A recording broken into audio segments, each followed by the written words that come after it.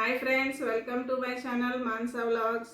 ఏంటి మాన్సా ఎదురుగా నిమ్మకాయ గ్లాస్ పెట్టి కూర్చున్నా అనుకుంటున్నారండి? అవునండి, హోమ్ రెమెడీ చూపిస్తున్నానండి. ఇది చాలా బాగా ఉపయోగపడుతుందండి అందరికీ కూడా. నేను కూడా ట్రై చేస్తున్నాను కదా 2 years నుంచి. బాగుందండి నాకు కూడాను.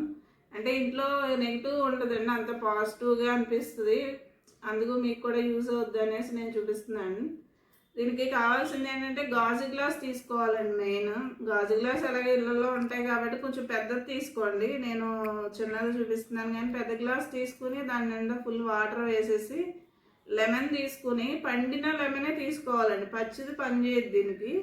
ఇట్లా కలర్ వచ్చిందే పని చేస్తుంది. ఆ వాటర్ తీసుకున్న తర్వాత ఇది లెమన్ అందుట్లో వేసేసేయండి. ఇట్లా వేసేయంగానే ఏమైందంటే కిందకి వెళ్ళిపోతుంది.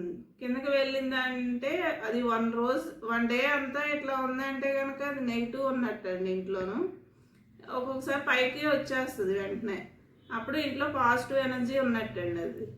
సో మీకు అందరూ కూడా భయపడని అవసరం లేదు. 1 or 2 daysకి ఇది పైకి వస్తుంది, లెమన్ పైకి వచ్చేస్తుంది.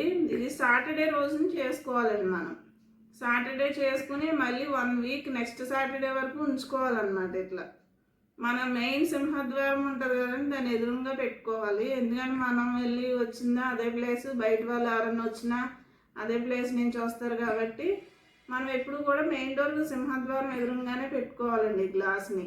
కొంతమంది ఏంటంటే గుమ్మానికి నిమ్మకాయలు కట్టుకుంటాం, హనుమాన్ టెంపుల్కి వెళ్ళి తెచ్చుకుని అట్లా పెట్టుకుంటాం కదా, అదొక రెమెడీ. ఇది కూడా మంచి రెమెడీ అండి ఇది కూడాను.